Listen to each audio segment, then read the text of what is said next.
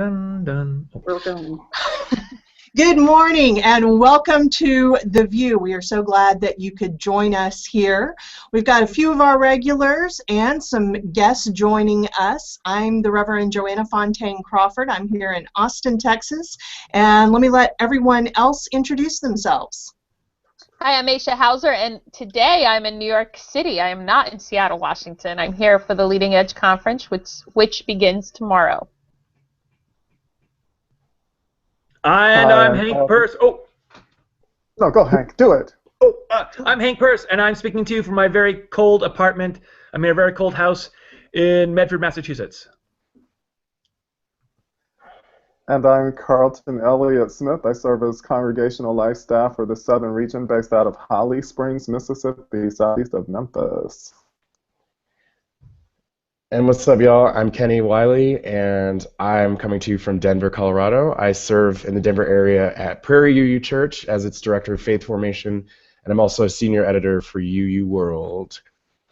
And my place is pretty warm, so there you go. But not as warm as here, I say to my fellow Texan. And I would imagine so. So, everyone, what is going on in your towns? I want to hear about this. Tell us about the Leading Edge Conference. What that's about, Aisha. So it is the 10th year. It is led by the Reverend Jackie Lewis, and it'll be hosted at I guess it has been for the last 10 years, Middle Collegiate Church.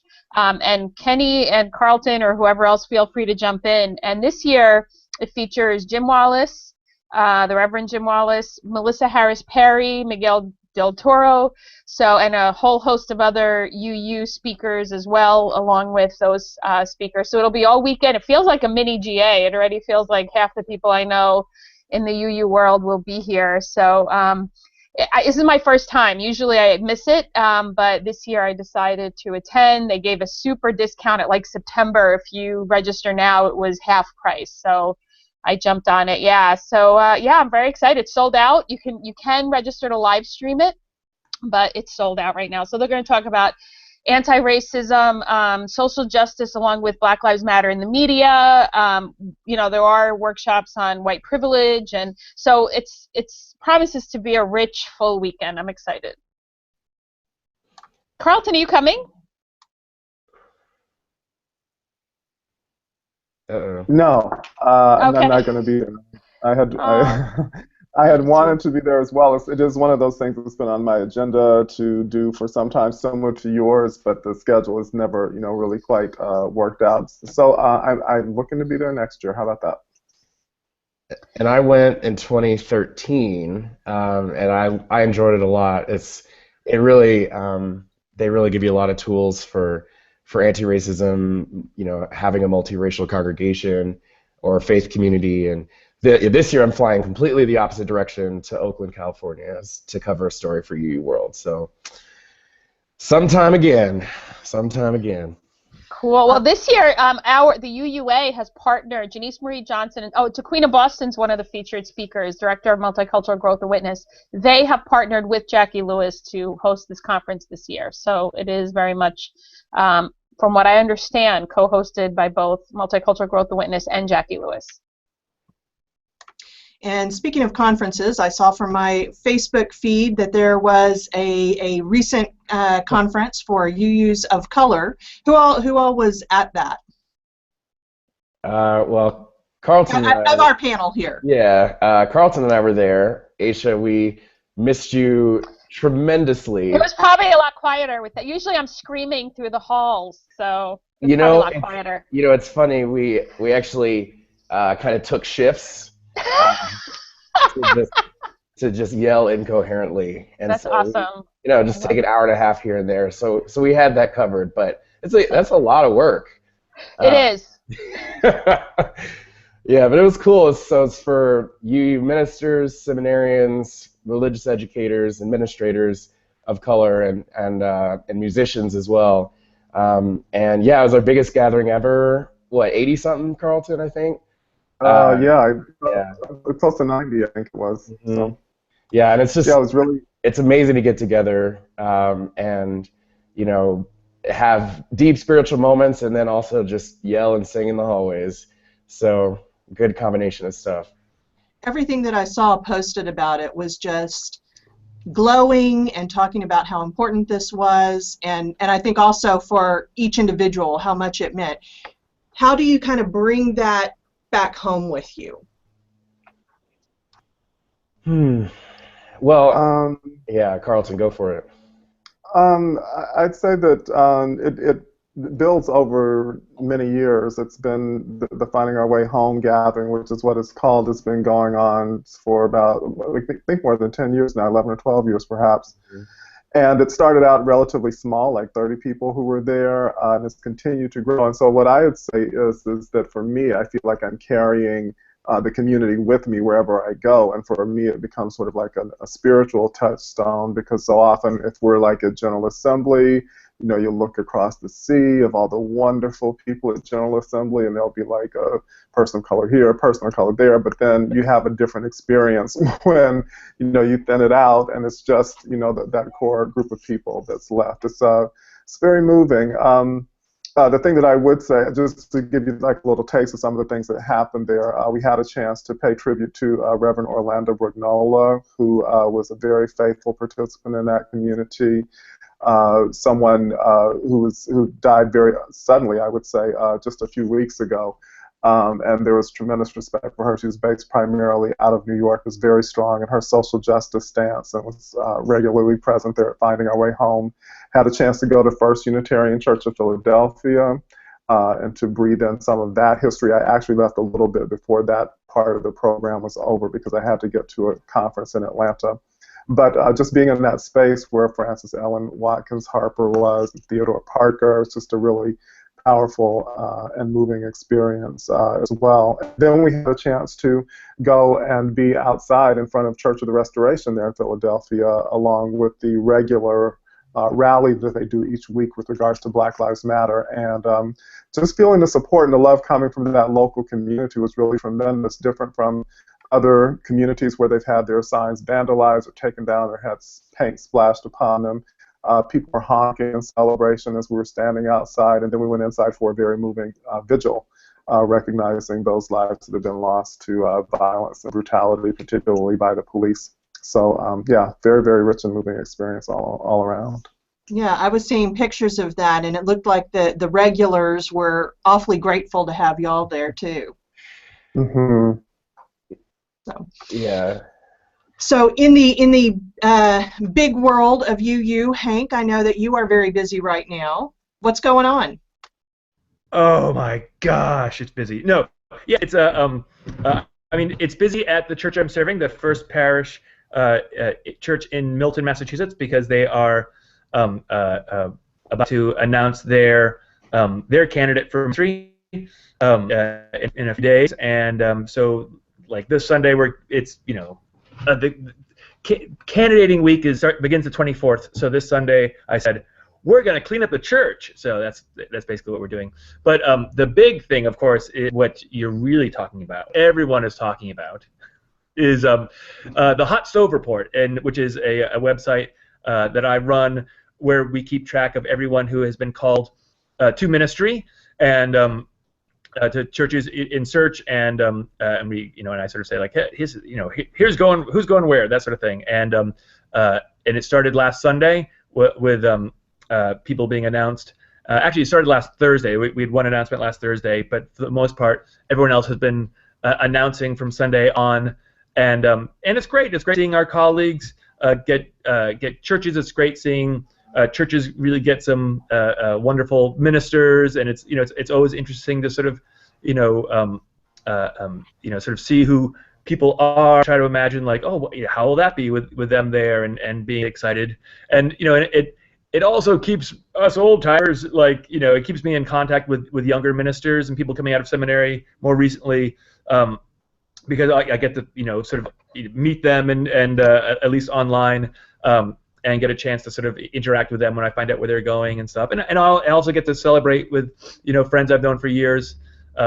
Speaking of the First Unitarian in Philadelphia, an old friend Abby Tennis has been invited to be the candidate there, and so that's very exciting for her and for the Philadelphia church. And so it's all these things are going on. And it's interesting, certainly seeing the number of women going into larger pulpits. Robin Tanner has been invited to be the candidate at the Summit Church in Summit, New Jersey, which is a wonderful church, though their previous minister was a woman as well. And then Jennifer Nordstrom has been invited to be the candidate in Milwaukee, and which is, of course, the home of Fonzie and the rest of the gang from Happy Days. I don't know if they're Unitarian Universalists or not, but I'm very happy. I'm happy to claim them if we want to make a T-shirt. I will at least get Jennifer at least next to the big bronze statue of Fonzie that they have there in Milwaukee. And so anyway, it's great seeing the number of women being called to larger pulpits, which really hadn't been happening until the last few years in great numbers. And something that some of us were speaking about before we went live. The number of ministers of color, however, haven't gone up to being called to congregations, though we're still only not even halfway through the announcement. So, but it's it's something that I think that really needs to happen for our faith to keep growing and progressing forward. And so there was also a board report, a UUA board report recently, right, where President Peter Morales gave some pretty stark numbers. Can you speak to that? Just a little bit. He talked about this year there were 70 churches, 75 churches in search. If you count churches who are looking for settled ministers or looking in developmental ministries, there's probably another 6 churches looking for assistant ministers, and there were only about 90. So let's say 70 churches in search and about 90 ministers who are looking for positions, and it ends up that there were about 15 churches that ended up not having settled a minister in this first round. There's sort of 2 rounds of search, and so there's folks who congregations that are still looking, and of those 15, 12 of them were in congregations of 150 or less, and so it certainly looks like our smaller congregations are the ones who are taking the hit right now, and especially small congregations in areas that are not in big cities. I think that's the other part of it too that you see. Aisha asked about the different rounds of. So the search process usually takes a year, and then the interview stage usually runs from January until into March. And if a church comes up not having found a settled minister, they are able to spend another, I can't remember if it's a month or 6 weeks, doing sort of it's not quite speed dating, but they are going to do this. But it really, I'm not sure if all these churches will be able to settle someone this year. And also there is a shortage of interim ministers, and so many of the churches, I'm certainly wondering if there will be enough interim ministers for the congregations that need them, and so sometimes ministers are able to go and stay someplace, and if they're already in interim, you can usually stay perhaps an extra year, but sometimes you can't. I'm going to let you guys talk. I'm getting a phone call from my daughter's school. Hang on a second. Okay, live TV. Carlton, I know you're on the Congregational Life staff. What is the the fallout from this, or is this something that you have to deal with? These churches that thought that they were going to get a minister, are they giving calls to the region and saying, "What do we do now?" Yeah, I can speak to that. I want to correct something I said earlier, though. As I was talking about the first church in Philadelphia, I said Theodore Parker. I meant to say Joseph Priestley, who's the famous Unitarian minister associated with that church. I wanted to just correct that. Yes, as regional staff, we do get those calls from congregations that are very concerned about what's happening during the process as they're looking for a minister, and we do get those calls. Congregations want to know, well, what do we do now? Starting to feel a bit anxious around that, and what we really encourage congregations to do is to trust in the process, and trust that whichever minister is going to be ideally suited for their congregation is out there for them.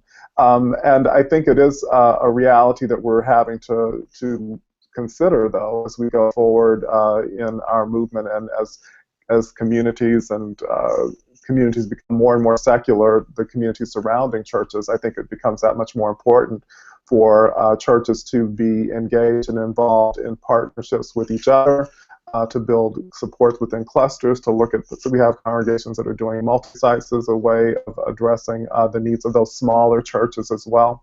So yes, it is something that has an impact on us as regional staff, but we continue to coach congregations and encourage them as they're in these anxious moments together. Well, I'm sure there will be more information about that coming. I will say, the MFC was meeting last week too, so there should be a new crop of brand new ministers that can join in second round of search. So moving on to our topic, tell me a little bit about what is happening with Black Lives of UU right now. And I guess, Carlton, you and I were kind of chatting earlier about one of the intersectionalities. Yes, we were talking about that. One of the things that has our attention now are the issues that are going on in North Carolina as well as in Mississippi. The legislation that has been passed that's making it very difficult for trans people to be in those states. We had actually hoped to have Michael Slack on the VUU again today. He wasn't feeling well and wasn't able to join us. Hope he's going to be feeling better real soon. But he's one of those.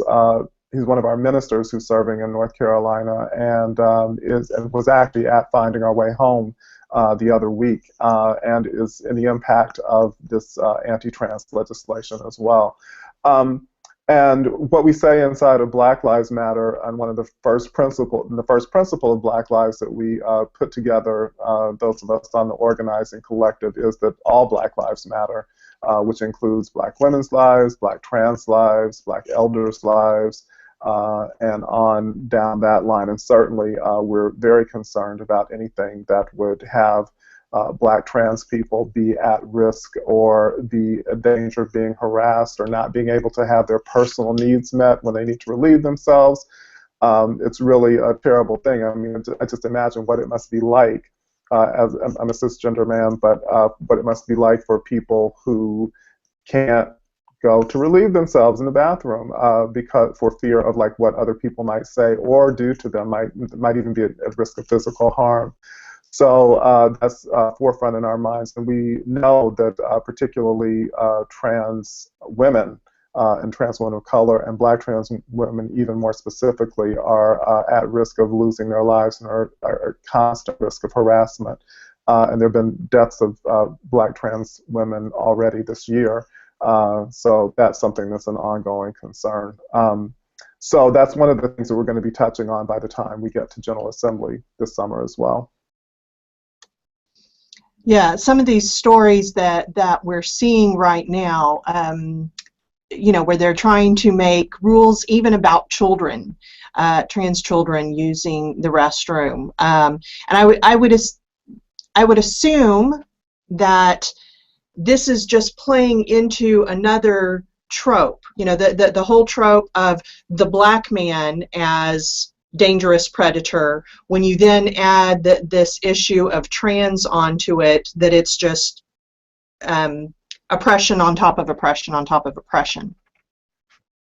Exactly, and it keeps multiplying. So, so what we're going to be doing is be in conversation with folks at General Assembly about how we can continue to make it safer for all participants, including the trans folks who are going to be there as well, and how we can support and provide sustenance for people as they're coming. And I think it means trying to prepare people who might be coming to General Assembly for the first time as to what General Assembly culture is like, because I know that we've got people coming from places where, you know, they don't even know from transgender anything. We have people coming from congregations and communities where there are literally like no black people, or virtually no black people. So what happens when There are UU churches with no black people? as surprising as that seems, More than 11. I have to tell you, it's true. It is the case.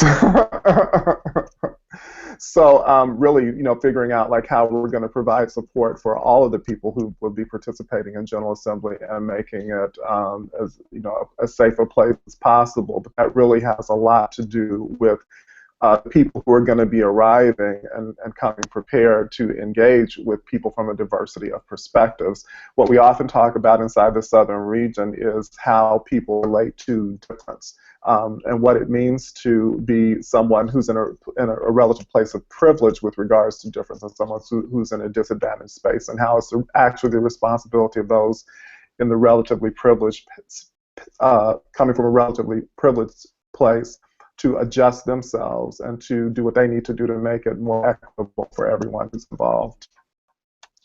I know that there is a program this year to try and get more black UUs to GA for the first time.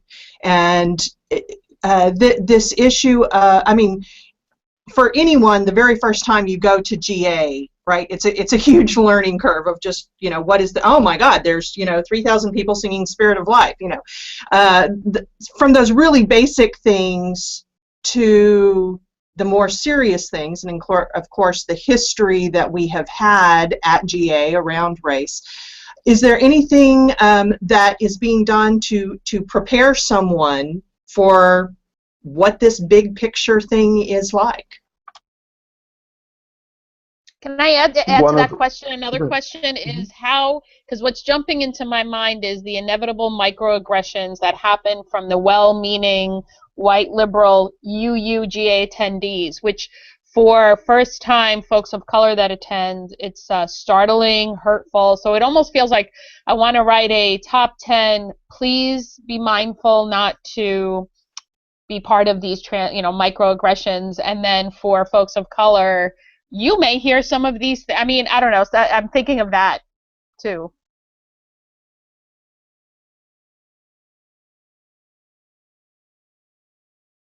So jump in. Any of those questions? Okay. Well, Carlton's giving me the look, so it looks like I'm up. So, all right. So, yeah. I mean, I think there's multiple levels. So there's affordability. And then, and I think, Carlton, you're probably a little better equipped to talk about the specifics of our plan. So if you're not, you got like 90 seconds to get ready. So, but yeah, no, I think as far as like the preparation of GA, you know, these are things, first of all, that, you know, if you're a black UU, you're probably not totally unprepared, you know, for the either, you know, it's like you walk or glide into the doors of a UU church, and you either are sometimes either ignored or overly praised for being there. Oh gosh, there's a black person, or oh my gosh, there's a black person at last. You know, we have made it. Our plan has worked. You know, that's sometimes. And will you put you on the front page of our website? Yeah, yeah, and I mean, but what I would say as well is that a lot of what we're hoping to do on our end as Black Lives of UU organizers is to shift the status quo to with our programming, but also with social time, with you know, possibly inviting folks to you know, find each other at general session, you know, when we're all in the big room, or for, you know, when we hear from Krista Tippett for the WARE lecture, things like that, to where it's not only like, yeah, there's going to be microaggressions and you're going to get called Razik Brown even if you don't have dreads, and if you're going to get called Janice Marie Johnson even if you're, you know, a 6'2" black woman, like whatever, it's just going to happen. And how do we also change the experience? And part of that is having more black UUs there, so that the feel is different. And so that's something that we're pretty hard at work at the moment. And you know, we want to see more people of color more broadly as well. So so accepting the status quo, shifting the status quo, that's kind of what we're doing in advance. And then Carlton, if you want to talk a little bit more about kind of the other side of this effort, because it's really a multifaceted approach. One question I wanted to ask, because I've heard this mentioned before, is about creating a healing place for black UUs. So let me throw it, if either of you can speak to that too. Yeah, I can speak to that. Well, one of the things that we realized is that so often inside of Unitarian Universalism, there are opportunities for people to be wounded and to have the experience of pain because of black, being identified as black, being known as black, being confused with other people, as Kenny was just saying, being assumed to be someone who doesn't belong there, someone who's of ill intent. So we're being intentional about creating a space and even a room within the convention center where black youths will be able to gather together to reflect, to be in conversation with one another, and also to be in conversation with ministers as well, who might be able to speak to the issues and the situations that they're facing. I know that, you know, for some Unitarian Universalists who find themselves in white congregations with white ministers, even just the opportunity to engage with a black minister or a black, some other black religious professional is a rare opportunity. So we want to, you know, be available and accessible to people in that regard too. And I'd say another part of the healing space that we're providing that's going to be different from other General Assemblies, as we mentioned before, and hopefully people are beginning to conceptualize it more broadly, is that there will be conversations that will be explicitly black, held in explicitly black spaces, explicitly other people of color spaces, and explicitly white ally spaces. So that's going to be different too. Some of the conversations that we have are of have content in them that are really sensitive for those of us who are black identified, and rather than to enter into that conversation in a space where we're going to be viewed and perceived by white people through our blackness, we're choosing instead to create a space where that is that's not going to be an issue, which is not different from when women have opted to create women-only spaces inside of our association as well. So, and it's not like, and there's not going to be like a paper bag test or anything like that, you know, based on, you know, what people, it's not so much based on what people look like, it's who your people are, who your ancestors are, your recent ancestors, and how you identify in the world that determines, you know, whether someone is a candidate to be in the explicitly black spaces. So we're trusting and hoping that and encouraging our Unitarian Universalists more broadly to bring an open mind to this approach and to understand it as a context for healing.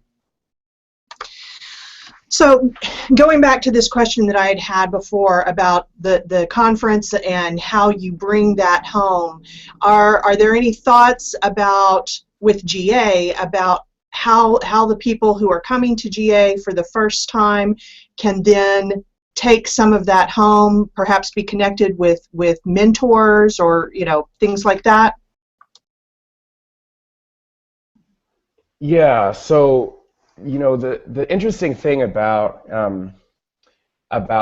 you know, take Finding Our Way Home in Philadelphia last month, you know, it's this fascinating thing where you have folks like Rosemary Bray McNabb and you know, Cheryl M. Walker and these legends, you know, these people that you just, you know, if you're, you know, UU who's been on the national scene, you're just like, wow. And watching them, come up to me or come up to other Black folks in their 20s, other people of color they may not be in their 20s, but they may be newer to the movement, and just the genuine excitement that they bring to the fact that we are here. I'll never forget my first Finding Our Way Home. I was like John Cresswell and Rosemary Bray McNatt are excited to meet me. Like, wait, what? I mean, I watched their sermons online or read their stuff in UU World, and I think similarly, even if if you're a Black UU or other new UU who's like doesn't know those names, those folks, Aisha too. I mean, those folks, they're gonna find you. They're gonna connect because they're excited to see you, not just because like, oh yeah, there's more of us, yay, but also because they're excited to know what you bring. And I think for us as Black Lives of UU organizers, it's not just about what programming we put on or what our workshops are, but it's providing space, whether it's explicitly Black space or some other kind of space, providing space for those connections to happen. Because that, when you go back to your UU church where you're one of 6 people of color or one of 3, to know that like such and such person, Carlton Elliott Smith, is like looking out for you, or Aisha is looking out for you, or whoever it is, that stuff makes all the difference in the world. So that's a big part of what we're trying to do. And I think for if I can jump in, my first Finding Our Way Home, I want to say was 2008. It might have been the first year that religious educators were invited. It was interesting how it happened in steps. It was first ministers and seminarians of color for a few years, and then religious educators of color, and then a few years after that, then it was opened up to religious professionals who work for UU congregations, which all of them are predominantly white. And the relationship building is not to be underestimated. When I've posted, we have a Facebook page and we used to have a listserv, and if I post I'm struggling with something, Carlton, God bless you, will always have a special place in my heart because he's genuinely the first person to call me. And he'll call and say, I'm here for you, what do you need? And just to have that, and Carlton and I don't think we've ever lived in the same state at the same time. By the time you got to Jersey, I think I was in New Hampshire, and now you're in Mississippi. Mm-hmm. But having and knowing I can just email Kenny and say, hey, here are my thoughts, or Sophia Betancourt, Rosemary, Cheryl, helps strengthen Unitarian Universalism in the big picture, because we're sticking with it. If I wasn't empowered to talk to the people who understand the challenges of being in a predominantly white denomination and as a leader in a predominantly white denomination, I don't know that I would have stayed as long. I just don't. And I'm not saying that as a cop-out. It's just because it's genuinely exhausting. And so creating, as Kenny said, a new status quo, creating a new paradigm, to me is part of how we are going to not just strengthen Unitarian Universalism, but make it relevant. Make it relevant to the religion we say we want to be, the people who we say we want to be. And for me, Finding Our Way Home is a huge, it lives in me. I feel like it's a living, breathing entity, and it's just not to be underestimated. And what I love about Black Lives of UU, and it was a light bulb moment for me when I saw Selma, is that there needs to be space for the American Black experience. It is not the same as, I'm an immigrant, so I've had the immigrant experience. And I'm an ally to the Black Lives of UU and the Black Lives movement, because yes, we have an umbrella of people of color, but we all the Black experience needs to be lifted up, recognized, and there needs to be reconciliation on a major scale, almost especially within Unitarian Universalism, because we've always thought ourselves as different. So. And yeah, and I would add to that you talk about creating the faith that we say we are, and to me, part of that is, one of my biggest pet peeves is when folks talk about UU is a white faith, and like predominantly white, sure, but I mean a lot of times, like when when we come together at Finding Our Way Home, or when we come together as people of color at GA, like those spaces aren't just Black spaces or people of color spaces, they're Unitarian Universalist spaces.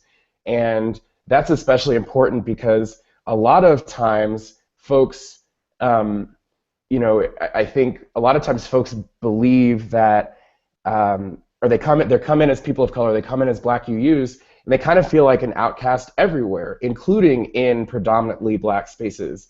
And so, you know, a lot of times you can talk about UUs as sort of this place for people who didn't quite fit in somewhere else. And I think this certainly goes for me. I'll speak from my own experience, that, you know, feeling like I was worried about, like, could I have black friends? Could I have other friends of color? You know, so used to growing up around white people. And a lot of times when UUs of color get together, or black UUs get together, it's about like, oh my gosh, this space is the most at home I've ever felt. You know, that some other predominantly black space, because you don't share the theology of most folks in the room, or don't share the experiences, or you're much more used to being around white people and predominantly white cultural norms, that like that space, you know, is incredibly important for us. And so, yeah, I just like, we are not a white faith, we're a predominantly white faith, and for the work we do, it's about, you know, helping folks who maybe feel always a little bit uncomfortable find their home. So. Right. I mean, I think, you know, most of us at some point have met some person who has walked into our church and you know, after one Sunday has done the whole, oh, this is my religion that I always was but never knew about. Mm-hmm. I would assume that then being able to take that feeling and be at something like Finding Our Way Home is just this whole other level of that. So I'm curious about the networking that is happening. Is it just kind of organic, or is there kind of a master plan to make sure that people of color have someone that they can reach out to? Okay, Kenny. Yeah. I was being a little silly. Carlton, you look like you have. I was just like this. So master plan. Okay, yeah. Master plan may sound a little too twirling the mustache. Good. Yes. What's the character in Austin Powers? The Dr. Evil. That's a Dr. Evil move, right? That's what you do. Yeah, networking. The answer to your question is yes. It's happening in both an informal way as well as a more formalized way, and formalized ways, and hopefully we'll be able to do more of that going forward. What Aisha was saying, what Kenny and Aisha was saying is true, that we are reaching out to one another in informal ways in times of need, whether it's on Facebook or picking up the phone and calling or texting, or however we're gonna do that and connect with one another. And then as we get deeper into it, and there's going to be the opportunities for us to do like more mapping across the country, such that, you know, if you're in Lafayette, Louisiana, as a person of color, you know who the people, or as a black person, you know who the black people are in Baton Rouge, and you could start to have people cluster in those ways as well, and provide opportunities to connect. There's already been a history and a tradition of people of color gathering inside of the association. I mean, going back to the Black empowerment era as well, and in more recent years we've had the diverse revolutionary Unitarian Universalist multicultural ministries gatherings that have happened regionally and nationally as well. So all of that is going to be continuing to go forward. But yes, I'm excited about the possibility of being able to empower people, that once people know that there's more help out there than they knew of, that people are going to be able to meet face-to-face on a more regular basis and be able to be active and support one another in that way too. Is there a way that allies can help with this? And I'm thinking of, you know, back in our conversation where we talked about, you know, yes, there are some all-white churches. So a person of color walks in, becomes a member. Is there some sort of way that you would recommend that they can get this information? That's such a great question. I think we're going to be able to focus a bit more of that by the time we get to the other side of General Assembly. Just so much of the focus and the energy is going now to preparing for that. Those are some of the questions that we're hoping to respond to by the time we get to General Assembly, in fact. And there are going to be opportunities where it's going to be white allies, other people of color, and black folks in the room together, thinking about how we do this work going forward, or how we're going to support one another. We're going to have a 2-hour workshop block on Saturday afternoon at GA to address that very thing. And I think coming out of that, we'll have more specific recommendations for how allies within congregations and congregations that identify as allies can also participate. But I would say for those congregations that have already taken the leap to be publicly identified as behind Black Lives Matter, that in itself has been a tremendous help and boon, and given a lot of energy to Black Unitarian Universalists across the country. So to the allies who are behind that in their respective congregations, thank you so much. And I would just add really quickly, Joanna, that I think connecting folks with us, with Carlton and me, with Leslie and Lena and Alandria, I think that, that's, as we hopefully become a faith that has more people of color, more Black folks in different spaces. There was a Black woman in Florida about my age who submitted a piece to UU World about her experience as a Black UU and feeling all alone. She doesn't know that I run the submissions page, fun fact. So I read it and I just sent her an email. It was like, wow, let's chat. And lo and behold, now she's connected to the Black Lives VUU Facebook group, our own Facebook group. And so, in the meantime, as we come up with a more official next moves statement, I think that part of it will be just, informally making connections. And so if you're listening or watching us, and please do connect with connect folks in your congregation if they seem interested. I think first check with that. That's an important part. Right. Are you saying that we shouldn't just rush at every person of color and say? Yeah, you should talk to. But if someone's asking, so what's the larger narrative here? Then at that point, I think it's a great call to, because the organizing collective is very tapped into different parts of UUism in different parts of the country. So. That's another way as we continue to formalize, what our next moves are going to be. So. And Kenny, are you going to be giving any workshops at GA? GA. Oh gosh, it's going to be awful. Are you going to be sleeping at all during GA? I will not. Likely, I'll try to fit in a few hours here and there. So I'm involved in 4 workshops, but the one I suspect you're asking about is the Black Lives of UU history workshop. So what we're hopeful to do is, one of the great things about Mark Morrison Reed is that his work, getting those stories of Black Universalists and Unitarians going back to the 19th, early 20th century, and also stories of folks in Selma.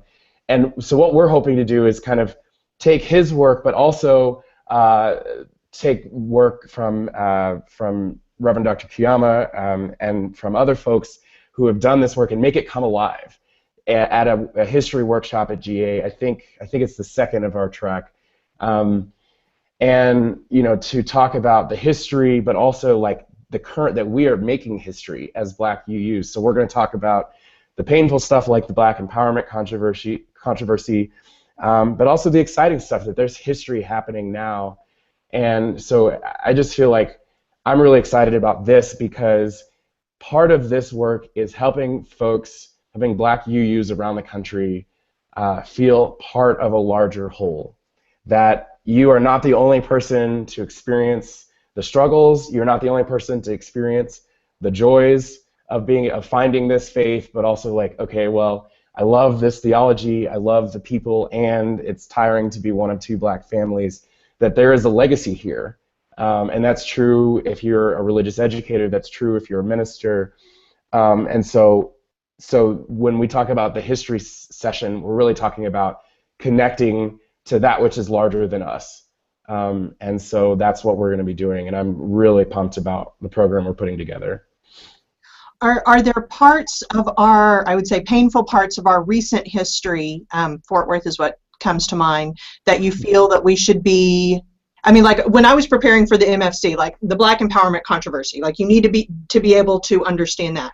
Are there things since then that you feel that we need to tell the stories of? Yeah, I mean, and so we're going to talk about the Thomas Jefferson Ball in the 90s. I'm sure that'll definitely come up. And if you're a listener and are familiar with that, there's easily findable resources online that kind of talk about, if you have a ball that's like, please come in period dress, what does that mean if you are a black person being asked to join an 18th century, well, how should I dress, So that is that sort of thing. But the goal is to equip our folks with history, but did I say, yeah, I think I said that was in the 90s, right? The Thomas Jefferson Ball, I'm pretty sure it was, yeah.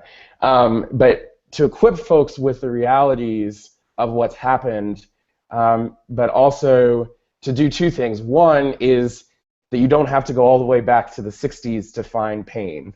But also, you can go back to the 60s and find joy. You can go to the 90s and find joyous stories of Black Universalists and Unitarians. And that there's a lot to celebrate here. So we're going to, I don't think folks are going to leave that history session like, oh gosh, That's it, I'm going to go join right. another. Yeah. So I don't think that's going to be the case, because for every time, something like the Thomas Jefferson Ball or 2005 Fort Worth GA happens, there's this response and there's this communal coming together with Black UUs, with other UUs of color, and with really every UU who's committed to this work and saying, okay, how are we going to do better? And I think that's what's happening now, is a recognition of our history combined with, how are we going to keep pushing forward to build a better future. I know something that we often will say is, oh, well, I'm not attached to the outcome. But are there any outcomes of this GA that you're really hoping for? Yes. So I'll just speak very quickly. One is I want folks to say, there are a lot of Black folks here. That's one of our goals. Is our goal 300, Carlton? Is that our goal? Yes. 300 Black UUs. So we're doing at least, which would be a record by 90, 100, something like that. I think we did the numbers, and it certainly would be a new record for us. It's certainly in recent history, but also, so when that happens, so I live near Boulder, which is one of the great white liberal havens, and people love to talk about how progressive it is. And one of the things that happens is when you ramp up the number of Black folks or number of people of color in a space, suddenly you can no longer avoid thinking about, if you're a white person, you can no longer avoid thinking about, like, it brings something up, right? This is like the tipping point phenomenon. And so, for me personally, it's about, no, let's have the tension, let's have the hard conversations, because when you notice there's a lot of Black folks, what does that do for you? What's happening within? And I don't want to do that just for the white people's growth by any stretch, but I think it will help us as a whole faith kind of come to terms with that we got a lot of work to do. Because you hear that a lot, well, at least we're not Mississippi passing these laws, at least we're not North Carolina. It's like, no, we are wherever you are, there's racial work to be done. So I just wanted to say that, and then, yeah, please, others add in. Discomfort can be can be growth. Mm-hmm. Carlton, what about you? Do you have any outcomes you're hoping for? Similar to some of the things that Kenny was saying, I'm really hoping that that this is an on-ramp for people to become more deeply involved and more deeply committed to the work that we're doing inside of our association. That so often I think Unitarian Universalists I've observed over the years, and even in myself, can be goal-oriented. It's like we want the gold star, we want to check off that box or be recognized as this kind of congregation or that kind of congregation, and there's nothing wrong with that, except for the fact that it can become a goal in itself, so that you can say that I did this anti-racism training or that, and now I'm with the cool kids. I've done everything. Yes, exactly. I did that 5 years ago. I don't need to learn anything, and then that becomes a barrier to progress, actually. What my hope is that people will come with their eyes and their minds and their hearts opened, and that from this we can continue to build. I'd say it's only the beginning, and I would like to push against the idea that every year or every other year we have to completely redo our network of social justice commitments because we've changed to another theme or focus. There's enough inside of the Black Lives Movement that touches on immigration, that touches on income inequality, that touches on health care, that touches on reproductive justice. Like, it's all, and how can we just bring all of that inside to be seen from, through the lens of Black lives, and helping that be relevant. So I'm looking forward to, this being the jumping off point. We've got a Justice General Assembly coming up next year in New Orleans. What an opportunity. We're going to be deep in the South. We're looking now to see what are the possibilities to lift up and really get powerfully related to the heritage of slavery throughout the country, and particularly in the South. So we're trying to set the stage for that as well. Yeah. So it sounds like there is some kind of long view visioning that is going on in conjunction. Absolutely. Yeah. And just really quickly, I would add as another goal that, whoever you are, whatever your identities,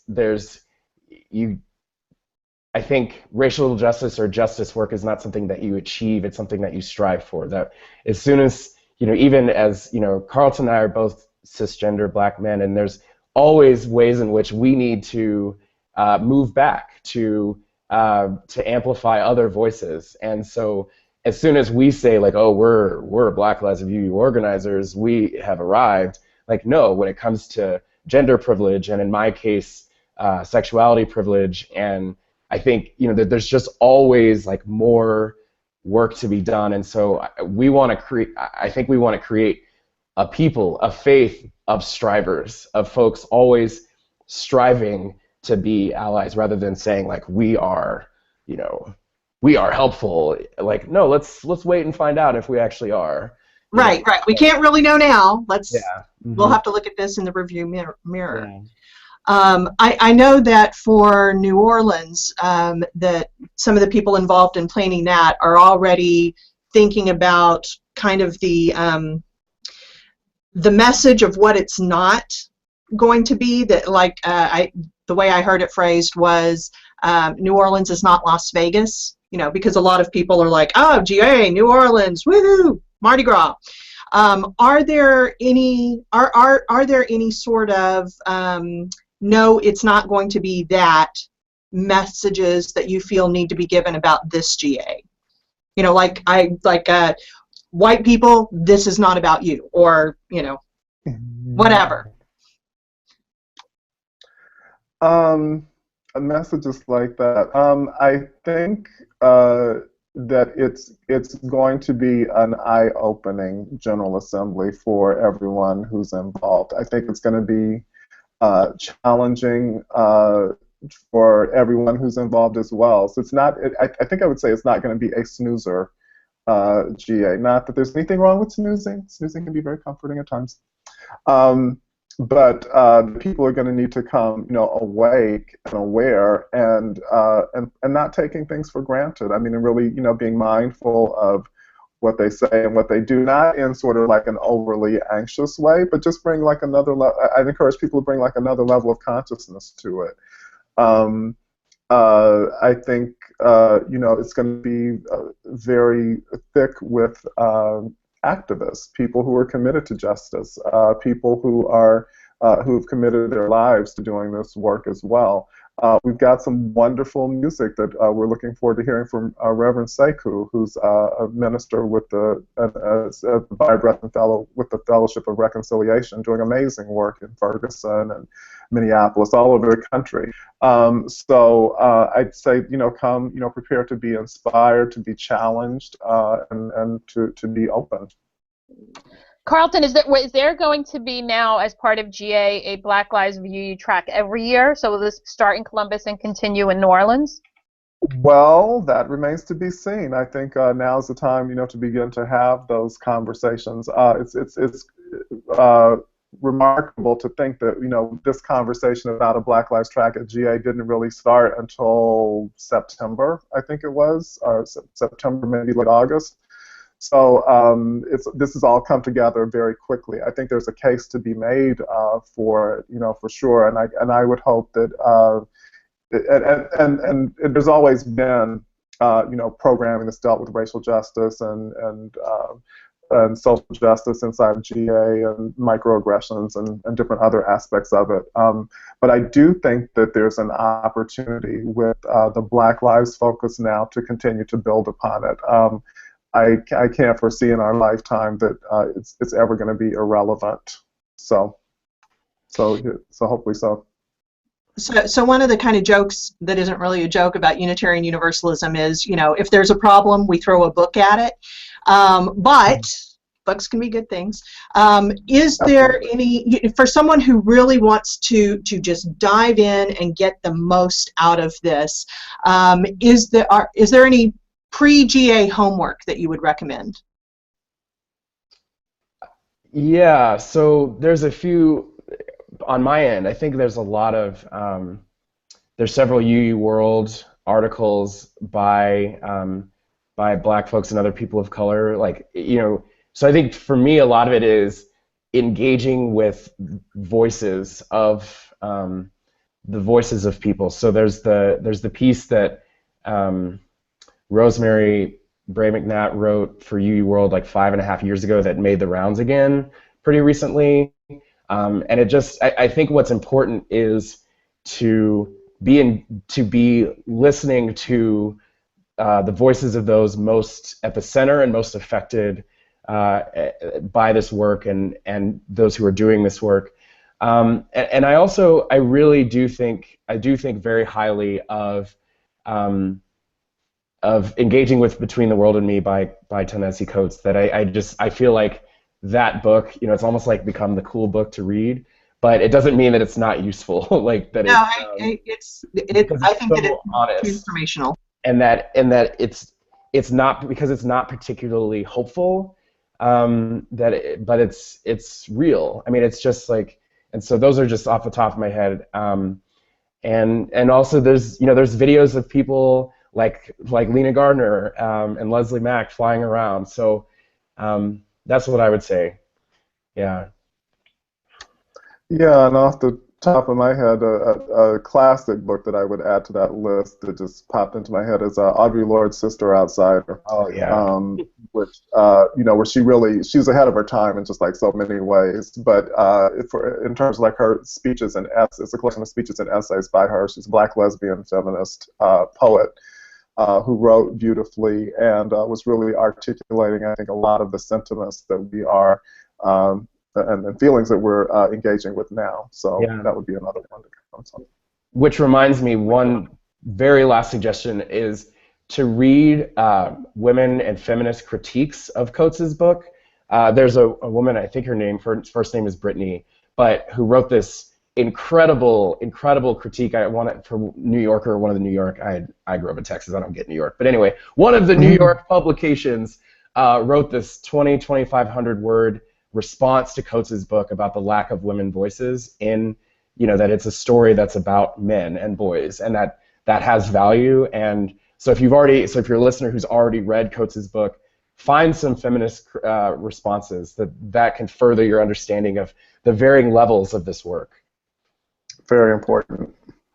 Oh, great. I'm actually going to do that as soon as we go off the air.